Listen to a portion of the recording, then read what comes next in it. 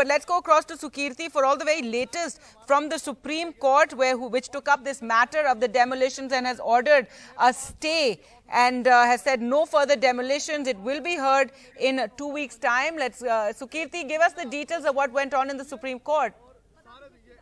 Well, as far as the Supreme Court developments are concerned, the court has ordered a status quo on the demolitions, and it has sought a response from all the authorities. They are supposed to respond on this notice within a span of about 2 weeks.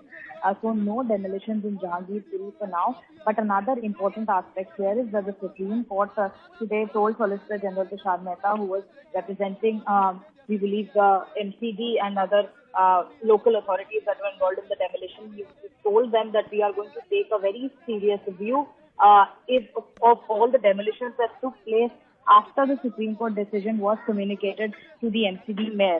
Now, that is significant considering this was a huge matter of debate, that there were demolitions still happening despite the Supreme Court orders being in place today in court. Petitioner's lawyer Dishant Dave pointed out to the court that the MCD authorities themselves at around 11 a.m. were interacting with the media and talking about the Supreme Court decision, and yet the demolitions continued. The other aspect that came up during the hearings was whether these people who were affected with the demolition, whether they were given any kind of a notice or not, to which Solicitor General Tushar Mehta said that, when things like building materials, chairs, boxes, etc. are removed, there are laws that have already been laid down that say that a notice is not required, to which the Supreme Court questioned Solicitor General Tushar Mehta, saying that were you really removing just boxes and chairs? And then Justice B.R. Gavai also intervened to ask, and if you just had to remove boxes and chairs, then why did you need bulldozers in the first place? So these are very important questions. While the Supreme Court order does not say much at this point of time, the kind of questions that have been posed by the Supreme Court today are very, very significant. In fact, even another remark when the petitioners pointed out that a letter was written by the Delhi BJP president saying that such demolitions should take place, the Supreme Court questioned, so okay, if it was his wish, and then the petitioner's lawyer, Mr. Dave, added saying that yes, but that wish was treated as a command by the MCD authorities, who then implemented all of it.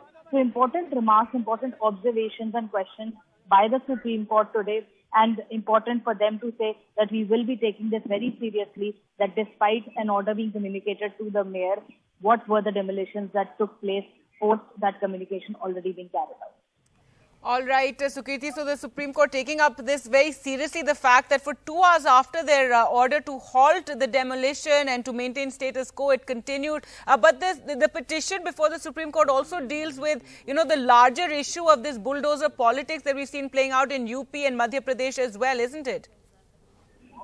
Well, yes, it is about those places as well, and that did come up in the Supreme Court today when Mr. Kapil Sibal, who was representing the Jamiyat Ulema-e-Hind, the organization that had filed the plea regarding demolitions across India, he mentioned this issue of how this had happened in Madhya Pradesh as well, in the area of Khargone, and there a particular community was targeted. Solicitor General Tushar Mehta, on the other hand, tried to refute those claims by saying that I have data here with me. There are about 88 affected families of Hindus and 26 of Muslims when it comes to what happened in Madhya Pradesh. He said that I do not want to bifurcate all of this on the basis of communities, but it is this kind of situation that has compelled me to come up with this bifurcation. And so I want to inform the court that it is not just one community, but there are both Hindus and Muslims whose property has been affected, and I am presenting the numbers before you.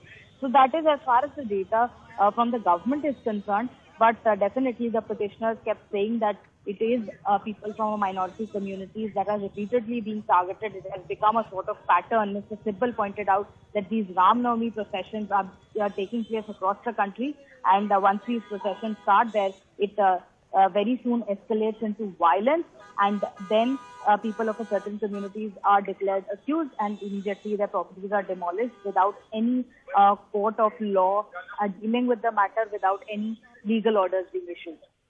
All right, Sukirti, thanks so much for joining us.